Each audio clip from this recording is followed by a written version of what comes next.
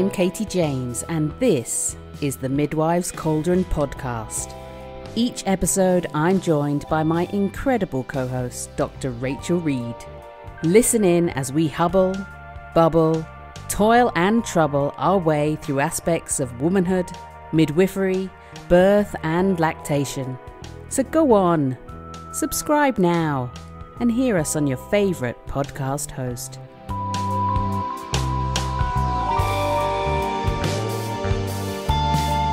Hello, and we are back. It's season 4, and to kick us off, you have me and Rachel chewing the fat on all things breastfeeding and lactation. We delve in to find out what is going on with in-hospital formula supplementation, why the rates are so high and its impact on breastfeeding and lactation physiology. We talk about teat and bottle confusion, the best ways to give extra feeds, and the medical reasoning for this.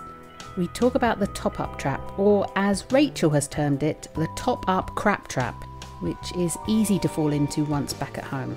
Rachel also gives us an amazing impression of a baby sleeping. Please don't miss this. It is a real treat for the ears. And following us along the way is the spring cicadas and guinea fowl galore down at Farm Rachel in Queensland. So the waiting is over, folks. We're back. And we're ready to fill your luggles with all those golden nuggets you've been missing. So I'll stop nattering and let you get on with listening to the show.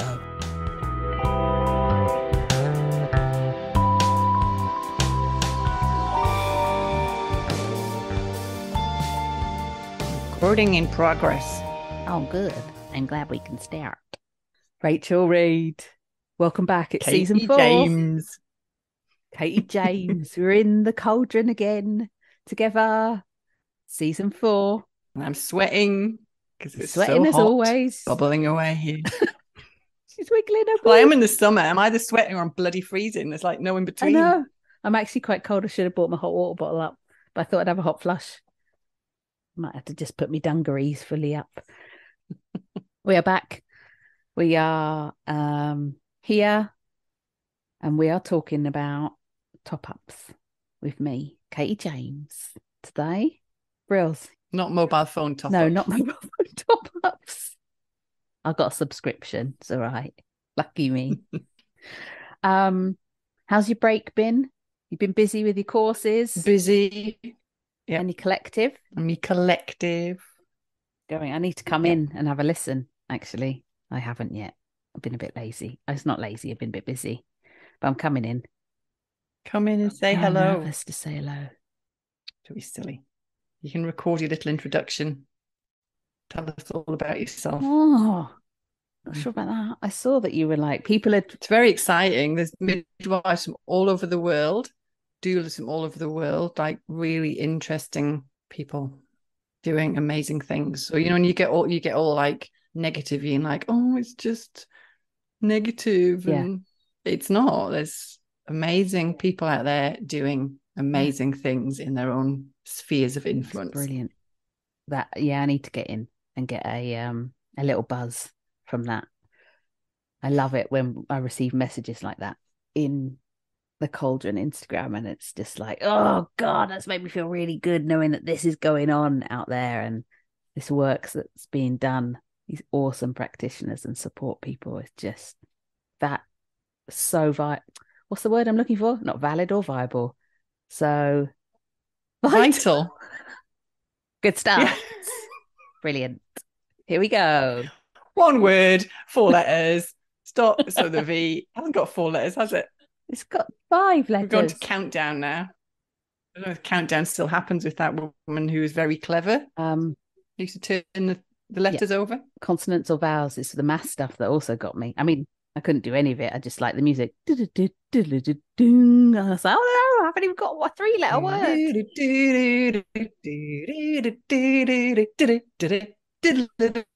Oh my God, you know the whole thing. That's brilliant. You should just do that when you think I'm waffling off too much. Start that, and I've got a countdown to finish what I'm... Wrap it up, Katie. Not like the Oscars music. I get countdown music. It's not called countdown in Australia, though, is it? Right, I'll do it. It's called something else. Words and numbers. I don't know. I haven't got a TV in Australia. Well, that's wise, really. What's on it? Oh, probably offended people there now. I don't know what's on it. Right. Should we talk about stuff we do know rather than stuff we don't? Yeah, That's a let's talk different about something we do podcast. know. And Tell us what top ups you are talking about then, if we're not talking about all mobile right. phones. Well, I'm talking about the top ups for women and their babies who have chosen to breastfeed. A supplementary feed would consider it to be anything that's liquid. So that would be formula, as we know, but also water or glucose solutions. So that's in the realm. So that's considered, because when you say supplementary feeding, I just assume you mean formula Yes. or express breast Yes. milk. Does that Yes, count? that is also a supplementary feed. Absolutely. So when it's when we're talking about supplementary feeds, it can also include water and glucose solution because this can also have an impact on the feeding. So what we're looking at today is top up feeds or supplementary feeds and their impact on breastfeeding. So why would you be giving water? There isn't really a good reason to be giving water, but it is done. It's often done for the hungry baby, in quotes, when perhaps formula is not in the guideline or allowed to be used, and there isn't any reason to be using it. However, water is and has been in the past given and is still in some hospitals and countries given instead of formula to fill the baby up with quantity, volume. But this is definitely not a good idea. I can remember you used to be able to buy little bottled water with teats on for newborn babies for when it was hot Yes. in the And UK. absolutely not indicated. If they're breastfeeding and they're weeing and pooing normally and everything else is normal, breast milk is mostly made of water. So, you know, babies are born from the Sahara to Greenland with all a variety of temperatures, and we just feed them breast milk and they're totally fine, unless there's any other kind of compromising influences that are going on. There is no need for water to be added to a breastfed baby's diet, and particularly not in those first few days, because what you're going to do is then just kind of stretch the stomach, maybe fill the baby up for a couple of hours extra. The baby then doesn't feed as often, and we also have risk factors of increasing chances of jaundice when we do things like this. So hopefully water supplements are not being given. However, we know that they are globally in different parts of the world still being used. And so when we look at the guidelines and the research, it includes glucose solutions, water, formula as a supplementary feed.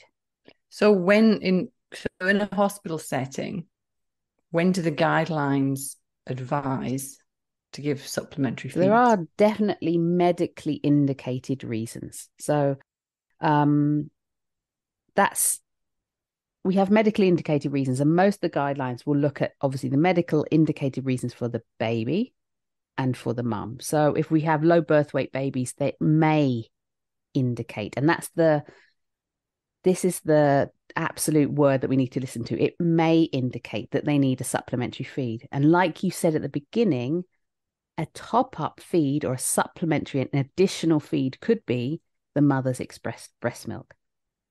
So that is always going to be breastfeed, and then express breast milk is going to be the first go-to. However, if we have a baby who's preterm, low birth weight, they may need some additional, they're much more likely to need some additional feeds or additional fluid, I should say, than they can get from breastfeeding because they're tired at the breast. They don't feed as efficiently as a full-term healthy baby. Can they use donor Yeah, milk? absolutely. They could use donor milk as well. But the opportunity for using donor milk is not that great when we're thinking about the maternity setting. So when we go into the NICU with the very low birth weight babies, so babies, and that depends on the donor milk banks, how much they've got. So if they've only got a small amount for their hospital or the regional hospitals, they might say, we just use this for babies under 29 weeks, 30 weeks. If they've got a good supply, they might use it up to 34 weeks, but there's not a huge amount of milk banks using that.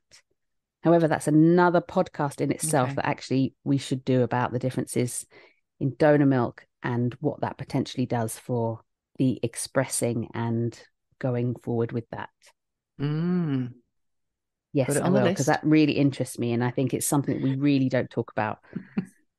But yes, donor milk is absolutely available, but it tends to be for the very preterm, very sick infants who are in the neonatal intensive care unit. If I'm thinking about supplemental feeding, what we're talking about here is mostly on the maternity ward. So it might be those babies who are born under 36 weeks. So it's 35 weeks, a late preterm, 35 plus 4, or 36 plus 2.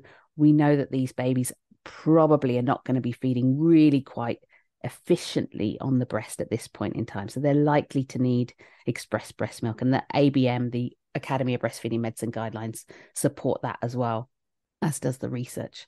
Other incidences would be, at risk of hypoglycemia. And then again, that's a may. We have dextrose gel. We've talked about that in the past. So we don't need to use formula or water or glucose water.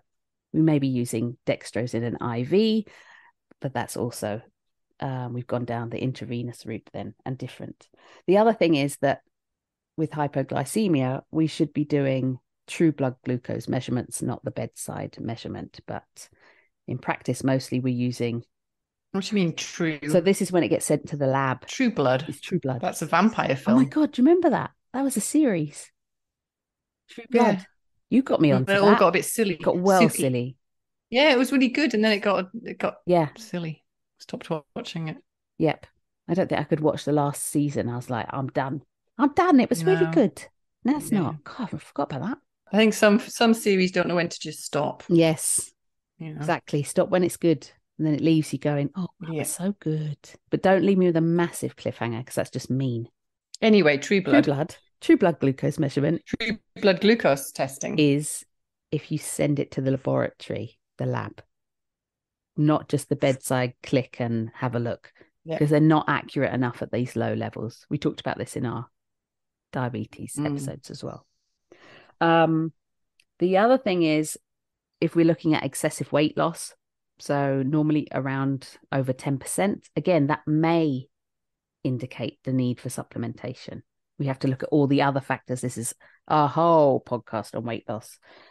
And if we look at the mother and the reasons, if she's got severe illness, so she's got sepsis or she has severe mental health issues, if she's unable to care for her infant at that point because of her where she is, and also there's certain medications, but most medications are absolutely fine with breastfeeding. About 99% are fine. However, there are some really specific ones, and where possible, it would be using an alternative medication and also discussing that throughout the pregnancy or early on in the pregnancy, if possible. What is interesting is that this is most of the current guidelines of how they use it for BFHI. But the Academy of Breastfeeding Medicine looks at possible indications for supplementation in the healthy term infant.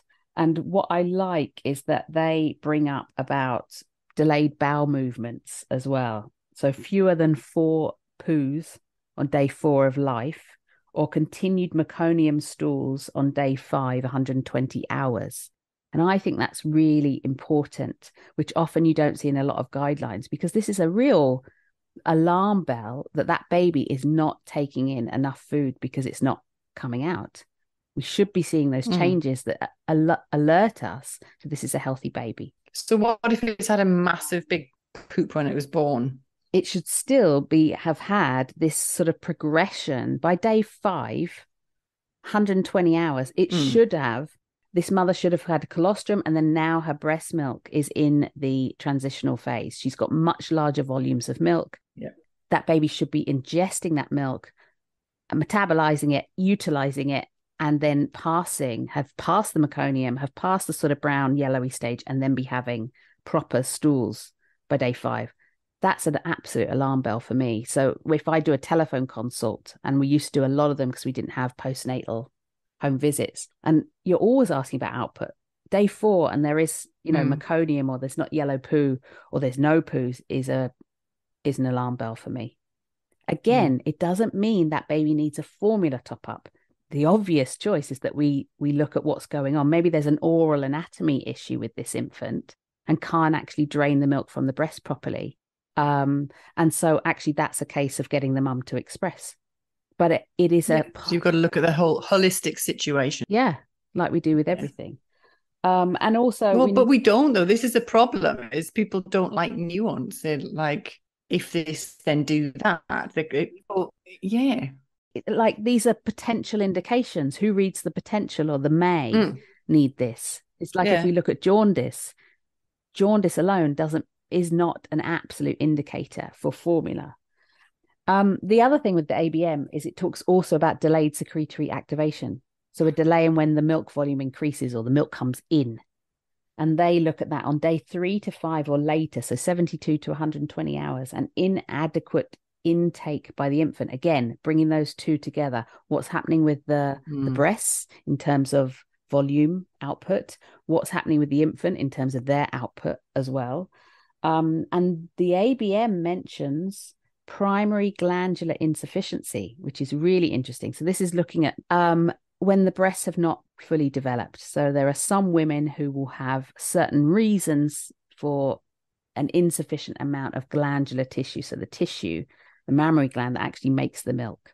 This is becoming more specific when we look at lactation consultancy, and there's certain types of breast shape, size, dynamics, and changes that have happened that we will look at for certain women that will show us that potentially these women will not make enough milk ever. They also mention, which I think is very important to mention, that if a woman has intolerable pain during feedings, and most guidelines, like I think the Baby Friendly does not talk about this. We talk about maternal request, but I like the fact that the ABM actually mentioned this, because there are women who have extreme pain with breastfeeding. And what are we doing to that woman by almost forcing her to keep putting the baby on the breast? There may be a solution that is part-time that we need to look at all the nuances, and we need to make a plan for this day, for the next day, for the day after. It's not just a plan of, can you express? Yes or no? Right, use your express breast milk. It might be she can tolerate some expression or some pumping, but she needs to use some formula temporarily. But tomorrow, her breasts will have changed. The volume in her breasts, the tissue, how she feels that she's got used to it. And so then again, you make a new plan.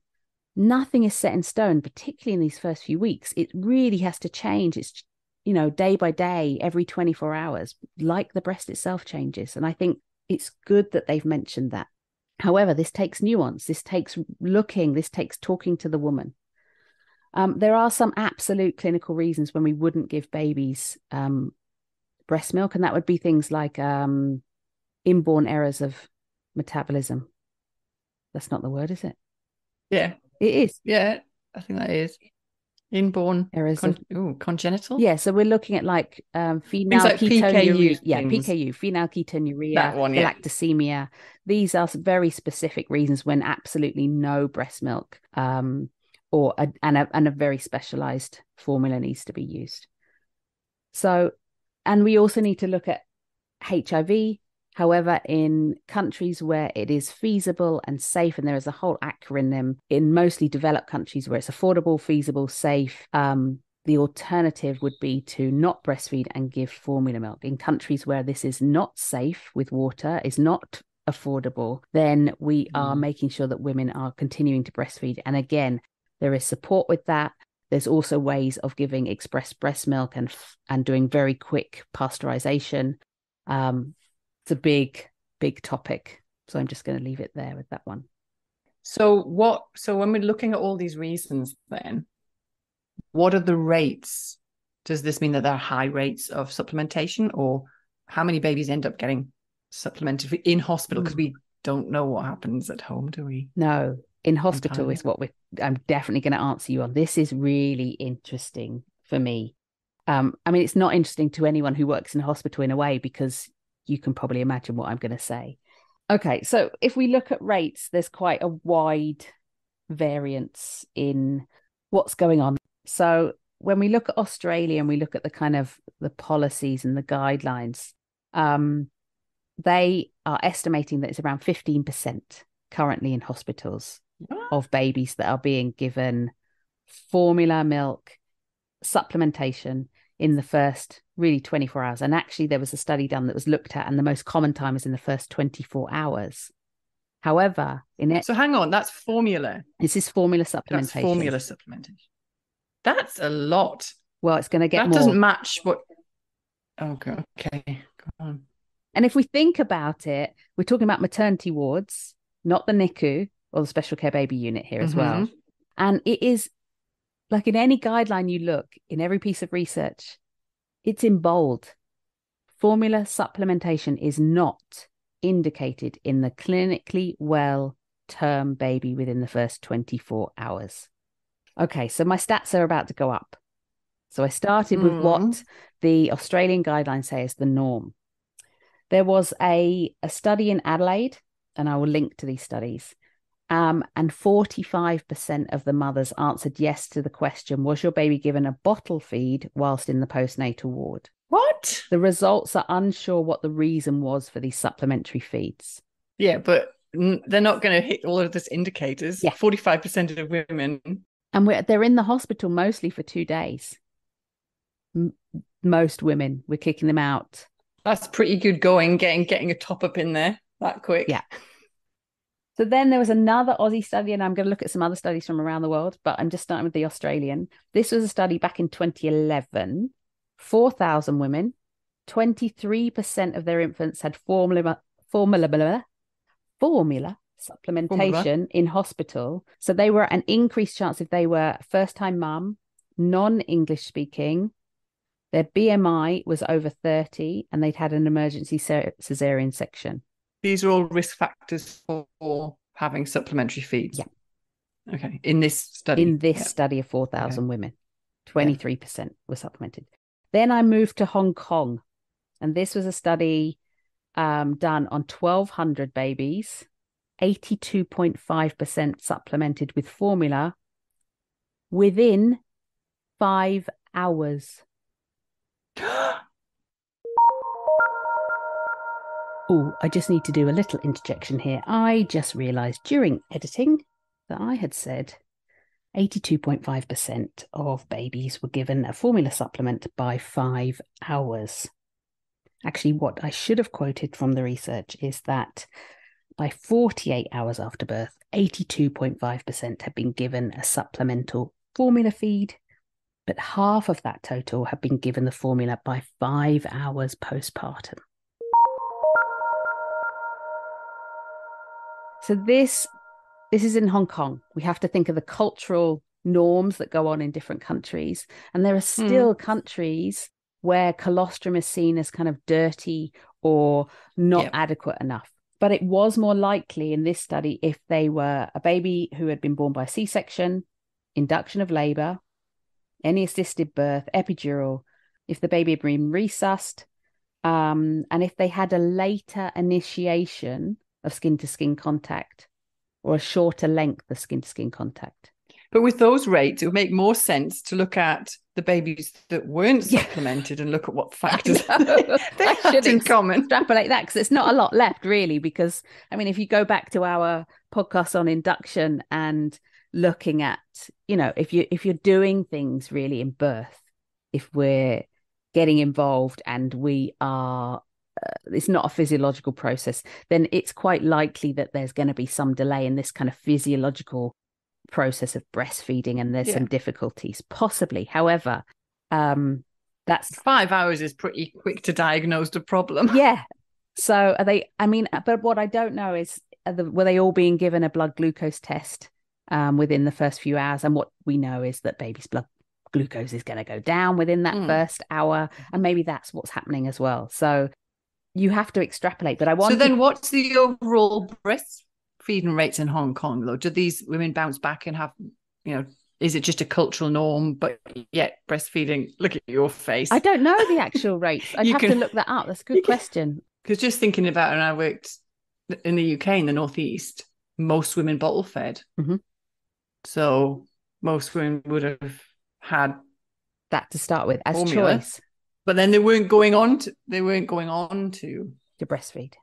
Breastfeed. Whereas when I came to Australia, most women wanted to breastfeed. Yes. That was their choice It's to choose. 96%. And then they managed to start, and then they all just fall off a cliff later on. Because of lack of support. It's really interesting, the cultural differences. Yeah. Yeah. And that's why it's so important to look at the context of what the research and what we're looking at and the populations that we're looking at, because we're all different. Yeah, completely. Completely. I'm going to go to the US. So we know that the US has a fairly high initiation rate of breastfeeding. So there's an intention to breastfeed is high. Mm. In the US, this was 150 women. These were low-income mothers. 78% of these received formula in hospital. And these were women who intended to breastfeed, yes, or not? These women who intended to breastfeed, and there was no clear medical reason for 87% who received the supplementation. That's a shame. Yeah. But we know that it's a hugely medicalized birthing environment. Mm. However, how long were they in hospital? Sorry, that's my guinea fowl going off. I can't do anything about it. The rusty bike sound. Can you hear it? No, but I might be able to when I put my headphones on. You won't be able to edit. It sounds like somebody riding on a rusty bike. That's what it sounds like. They make that noise. Oh, I don't know. Sorry. It's all right. It's good. I can't hear it. I'm going to hear it later when I edit. It'd be great. We also look at the US, and mothers who had not attended prenatal breastfeeding classes were almost 5 times more likely to receive in-hospital formula supplementation than those who attended a class. And then there was a recent study from last year in the US, and this looked at 2,045 hospitals, which represented 70% of the hospitals that provide maternity care. Mm. And so these hospitals were responding to the questions from the authors, and they responded to the question that asked for the 3 most common reasons for infant formula supplementation. And the most common reasons reported by the hospital staff were medical indication was 70%, maternal request, preferences or feelings was 55%, and lactation management issues was 51%. So the majority was a medical indication that was needed. Or was it? Well, as according to the medical indications that are set out that we talked about earlier. But what was interesting was when we look at the third category, so lactation management related issues, that's how it was categorized. This is 51%. The most frequent subcategory for this theme was the perceived low milk supply by the mother. And then second to that was concerns about infant hunger, which are very similar anyway. So infants not getting enough.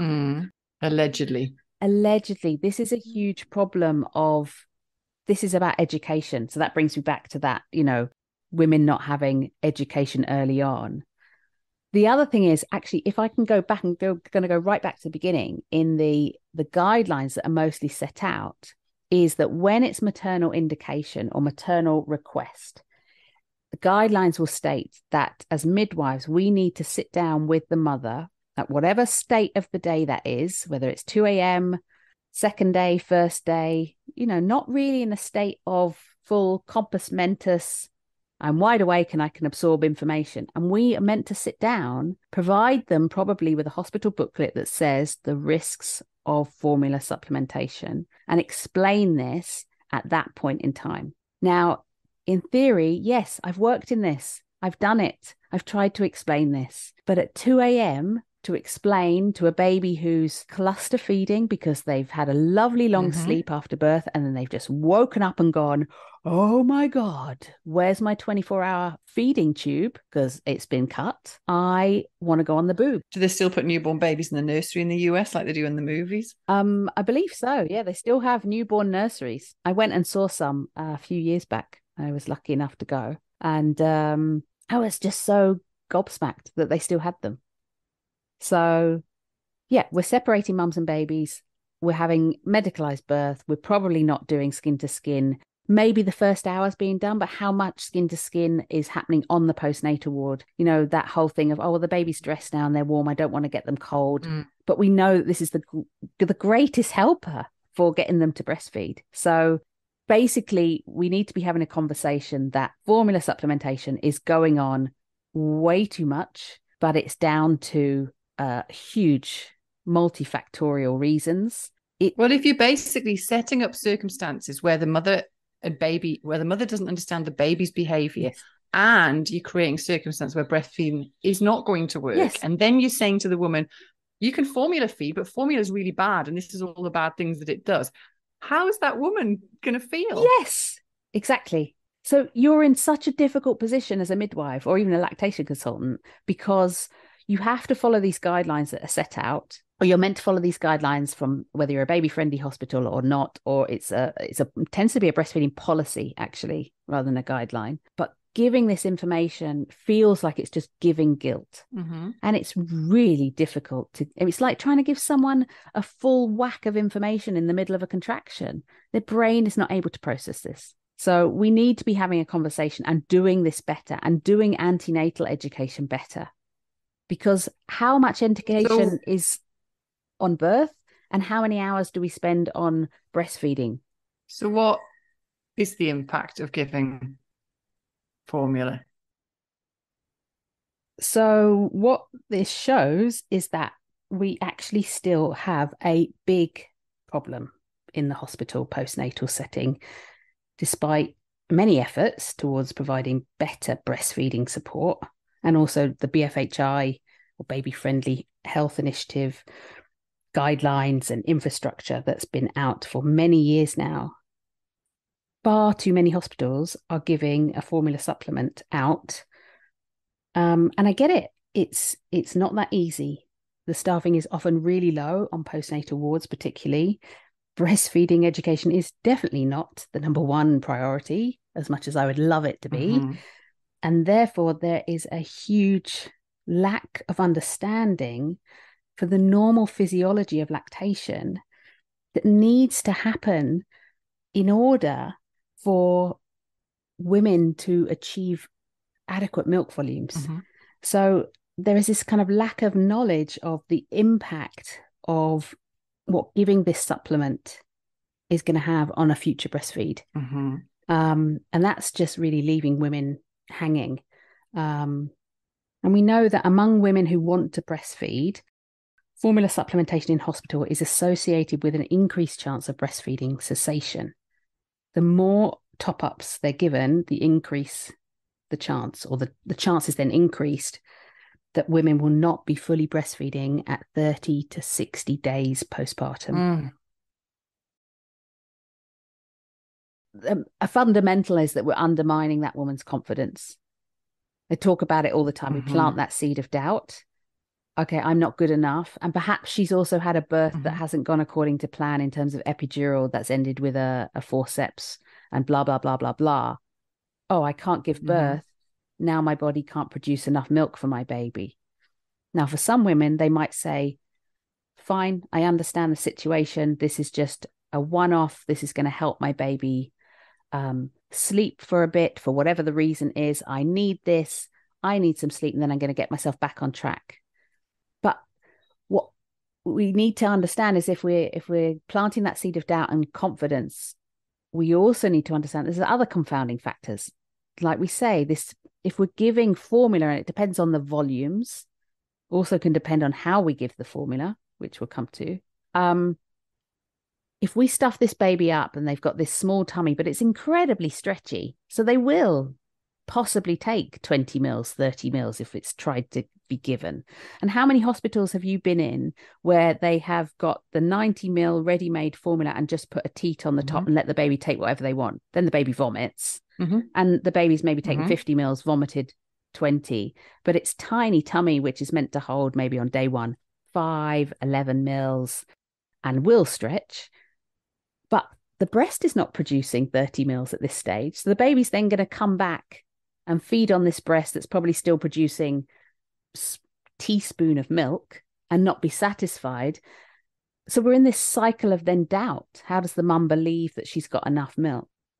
The other thing that happens. Can I ask you a slightly off-topic question? It's on topic. So, when... Make your mind up. Don't Off look so topic, on worried. topic. Cut this, leave it in. Well, it's kind of... But no, because you're just saying that, you've crammed these babies' bellies full. I've seen it. You cram these babies' bellies full, like stretching them. Right. Have you noticed, because I haven't noticed this with breastfed babies, but when you give huge feeds of formula, and the baby's sleeping and it goes,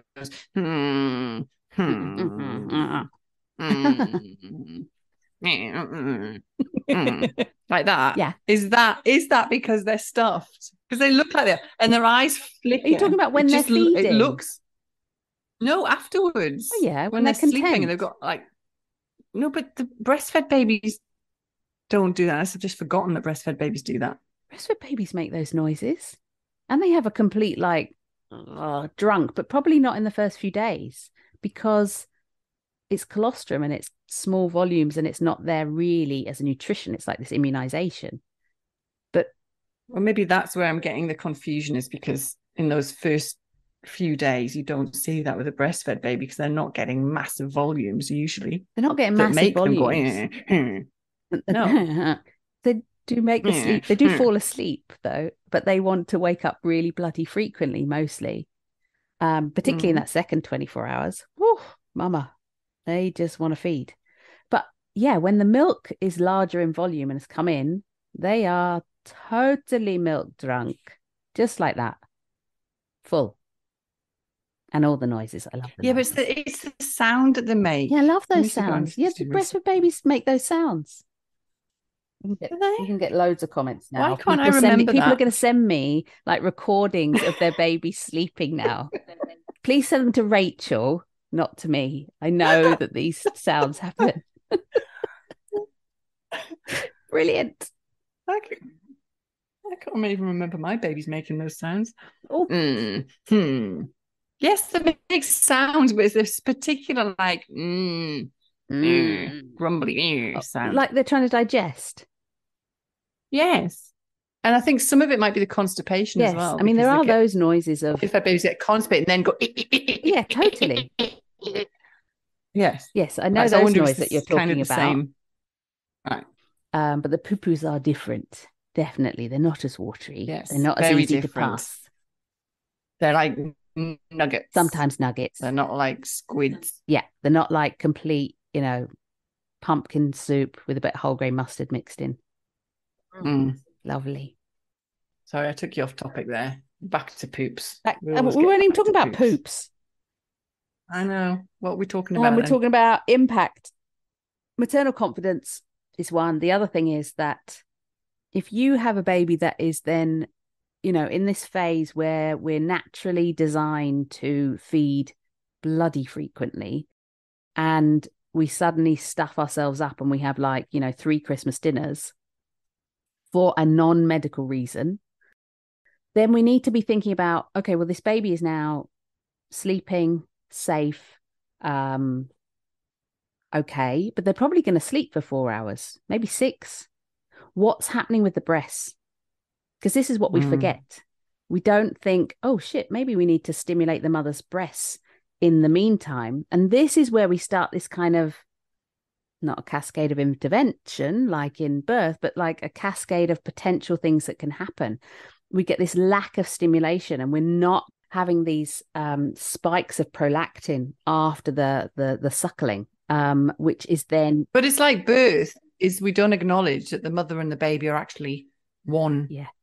Like a dyad, that they actually rely on each other for their physiology to work. Completely. The mother relies on the baby for the placenta to come out. The mother relies on the baby to stimulate her breast to get the breast milk. The baby relies on the mother to make the breast milk. And then when we interfere with that and we don't think about the other physiological goings on that need to continue, then we're kind of skipping things, we're missing things. And this is what can lead to problems further on down the track, because really we're switching on this factory in those first 3 days. We're coming in, we're turning on all the lights. We need to get these milk making cells firing so that, she wakes up like Dolly Parton before 72 hours. Because we know that if mothers are milk's coming in or the volume's increasing after 72 hours, we've got more risk factors of women not being able to make enough milk. And that's not just perceived low milk. We've talked about this in the low milk supply episode. But when we are having, what we see from the literature is that any in-hospital formula is associated with a decreased duration of breastfeeding. And the other thing is that if you've got low confidence levels in, or if the mother's feeling lack of confidence, it's much easier for her to then be influenced by other external things. If she's in a country where that bag that she goes home with contains a sachet of formula, or she goes to or a partner goes to a pharmacy saying, oh, the baby's feeding too frequently, and they give you a free sample or say, yeah, you probably do need some formula for a time being, she's much more likely to doubt her own abilities and start using that. And so when it's seen as a norm and okay, and we just sort of, your baby's feeding loads and it's not a medical indication, and we start to use formula willy-nilly, well, that's like saying, well, this is normal and this is okay at this stage. And you haven't got enough now. That's the other thing. You haven't got enough now, but you'll make it later. And actually, that's when I want to scream and go, no, this is not the physiology. This is not how it works. Everything needs to be switched on and firing on all cylinders right away. We've got 2 to 4 weeks to really make a full milk supply. If we medically, for whatever reason, need to use a formula supplementation, valid, totally valid. And even if that is real pain, maternal request, that can be a medical reason. It can be a mental health reason. This mother is exhausted. However, what we need to do is then talk about how we're going to keep stimulating the breast so that at 3 weeks, 5 weeks, 6 weeks down the track, she doesn't sit there crying, going, why did no one tell me? I didn't know this would impact so much on my milk supply. I just wanted to feed. So that's that. I don't know what question I'm on there. Can't see on my glasses. Getting a new prescription. Right. So if you're going to top up, there's a good reason to, and that's the decision. Is there a better method to use? Yeah, I wanted you to ask me this question because thank you for asking. There isn't actually an optimal method to top up in any of the literature. And we have these clear defined ways, and I stick by them as well. Like, the best way is to not use a bottle or a teat. And the reason for that is because of the teat confusion. Teat confusion. I mean, the research with that's really varying, and it's tricky because, I've seen babies and they've had one bottle and teat in their mouth, and then they are just refusing to go back on the breast. And that's probably because it's really early on. There's not milk flowing as quick as it comes out of a teat. A teat is made of silicone or plastic. It's a different shape. It feels harder. Maybe this mum's a mum who's got not as hugely pointy nipples as the teat is. She's got more flatter nipples. So those are the dynamics as well with teats. Like, how different is that teat compared to her nipple and breast? How fast does her milk flow? And I've had babies who are like just refusing the breast. And then you're going down the whole thing of, okay, shaping the breast, supporting her, different methods, lots of skin to skin, breast crawl. And then maybe we're even going down the nipple shield route to get her back, like a transition from the bottle to the nipple shield on the breast. Then we have to transition back to the breast. And it's a palaver. However, it can be done. I have also seen babies that have gone from both. However, would I start with a bottle and a teat in a baby's mouth in this early stage? Hell no. God, no. I would try and use a supply line device, or one I had made, which is where you're having the extra milk or express breast milk or formula, whichever you need, we use a nasogastric tube, thin, gauge 5, and then we would either tape that to the nipple if the baby's able to breastfeed, or onto a finger, and then the baby can suck and pause and take the milk in their own pace. But that's if you've got probably bigger volumes. If you're giving, 1, 2, 3 mils of maybe colostrum or formula, you're probably going to use a syringe or you might use a cup feed. Yeah. And like in the UK, cup feeding is just, well, it was when I was working in the UK, just done. It was simple. I learned it as a student. I did it as a midwife. No qualms, no questions asked. However, I moved to Australia and it was like, cup feeding, just like this horrendous thing. And I'd gone in as a lactation consultant. I did not expect that reaction from people, but it was like this ultimate fear of cups, like, no, not the cup, please. So it was mostly syringe feeding. I'm quite a fan of a cup, to be honest. I don't, there's a bit of research that show that a lot is lost. I think when you feel skilled with it, and it's a bit like we've talked in other podcasts about using pinards and learning to work with them. And it's one of those things where at first you go, oh my God, this is just really bloody hard. And then it just takes that practice. And then you're just like, this is super easy. And then you feel so confident that you have that confidence. You can easily teach the mum or the parent to do that and feed.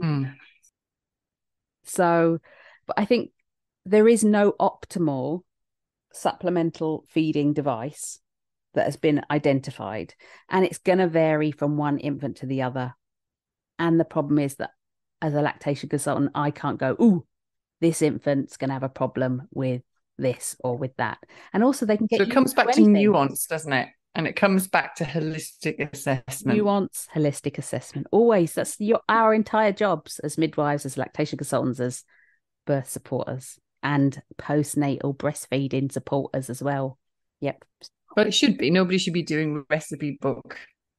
There isn't a recipe, is it? Support. Because it's human physiology. I mean, the only thing I will say is if you're using a bottle and a teat, then paste feeding is important to be teaching and to be looking at. So that's the positioning of the baby and the positioning of the bottle, so that we get not paste as in paste out of it, not like copy paste.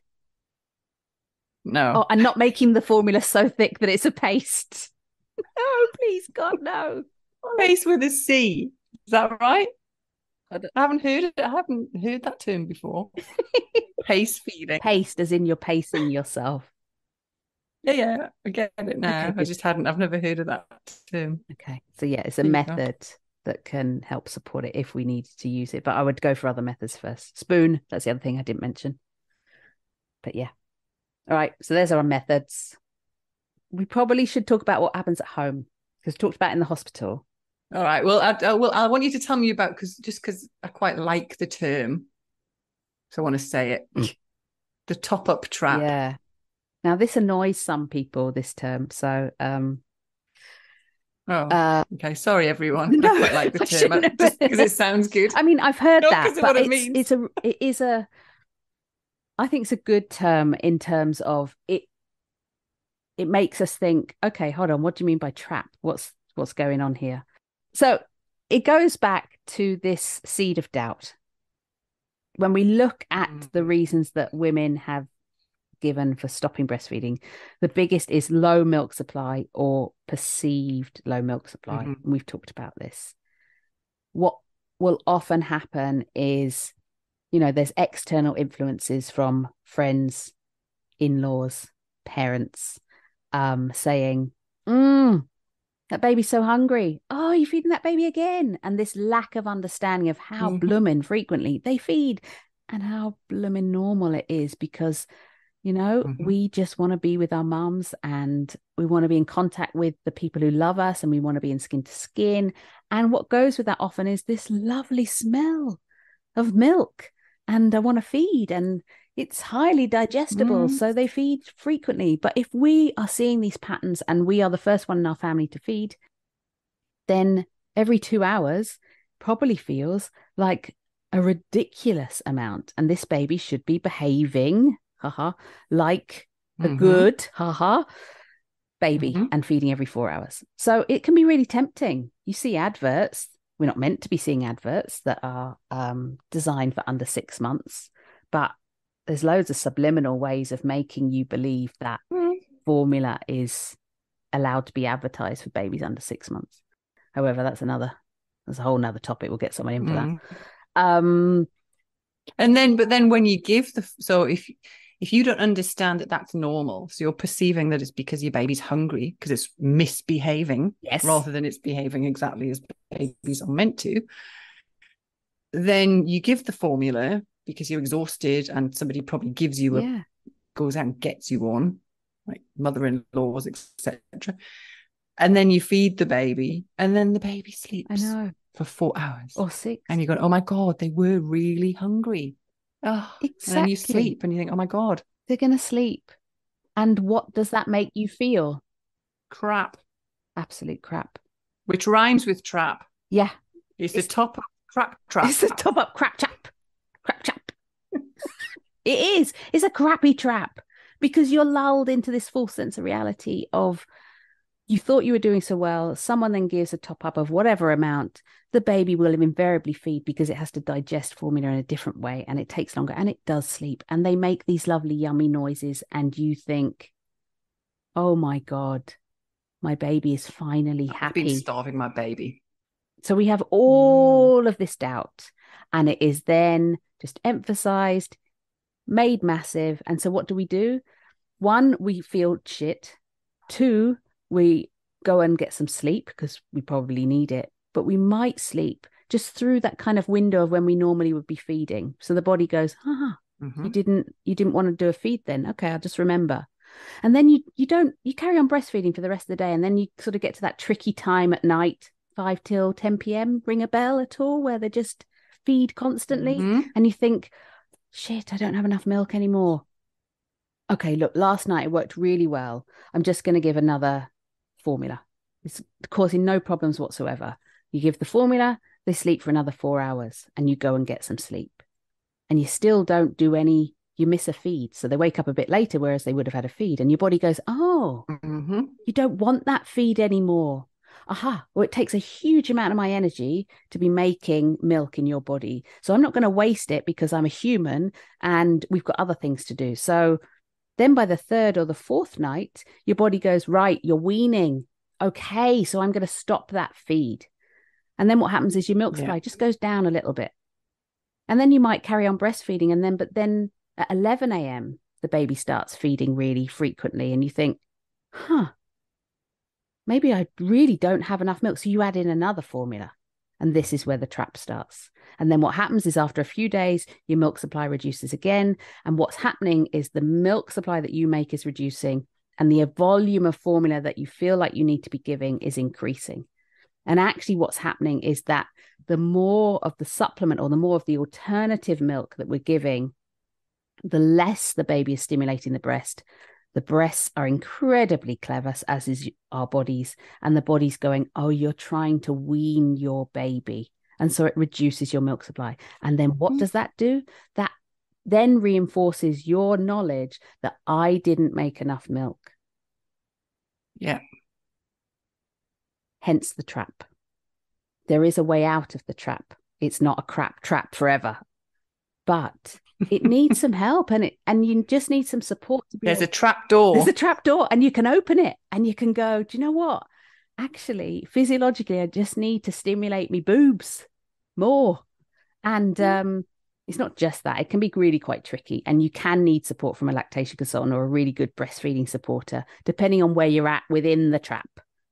But they're going to bring you the ladder. You're going to be able to climb out and get out of that trap pretty quick, because it can be a really horrible place to be of self-doubt and then being reinforced every time you give that extra food that you're not good enough. And it's rubbish. And we need to stop this and we need to get more information out there so that, because there are thousands and millions of women that are stuck in this trap. And then it's a bit like if birth goes tits up.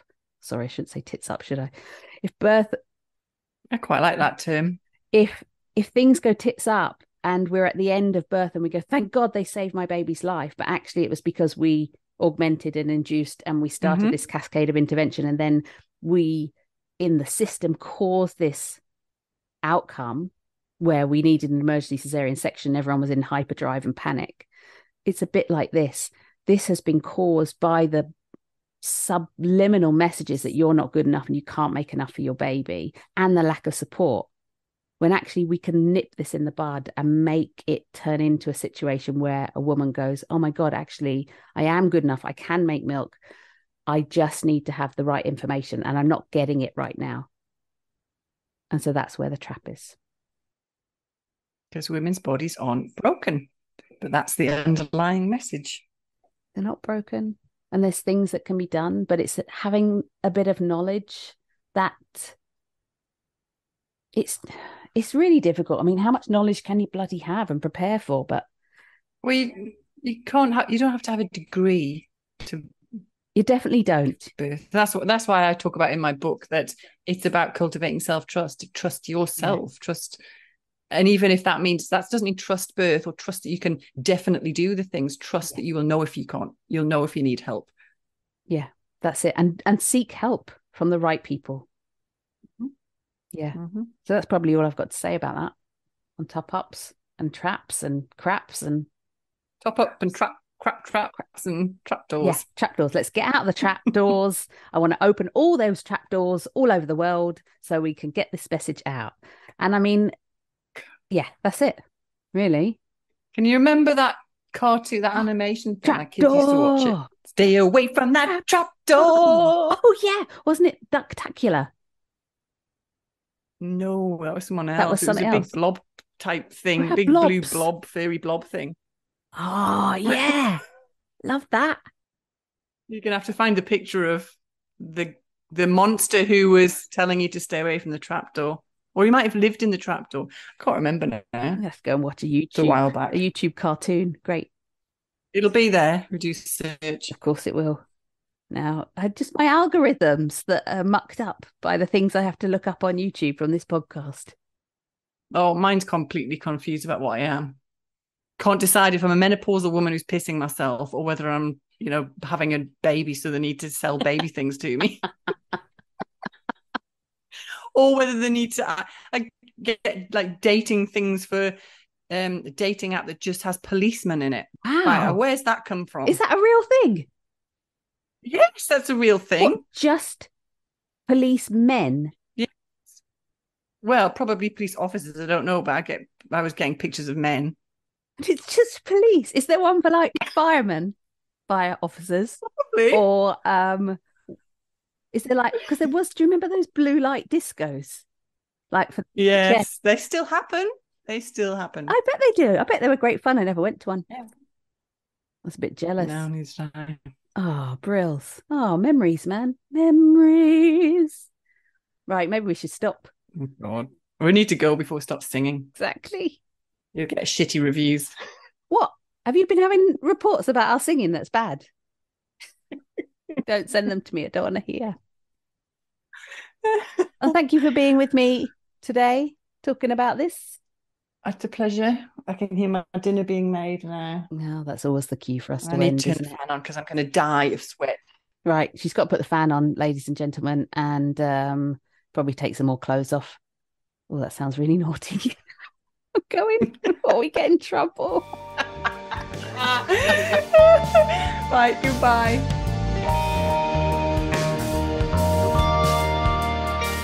Well, we hope you enjoyed this episode. We've got plenty more for you, so get on the socials, start sharing, and pop on over to your podcast hoster to leave us a review and a comment. Because you know what I'm going to say? This is what gets more people listening. More people listening means more positive change. And that's what we all want, ain't it? Both Rachel and I have been busy over the break creating other content for your listening ears and learning eyes. So if you haven't already, pop on over to our websites to see what's happening.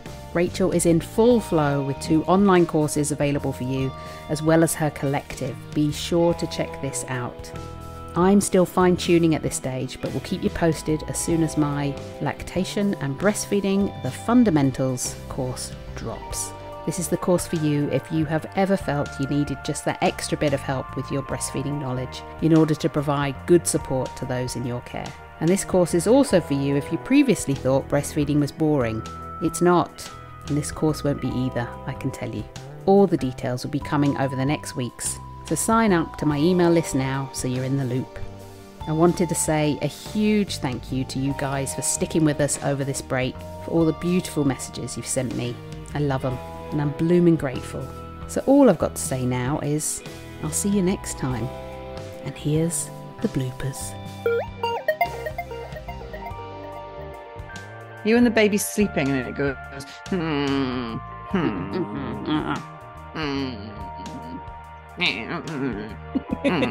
like that. Yeah.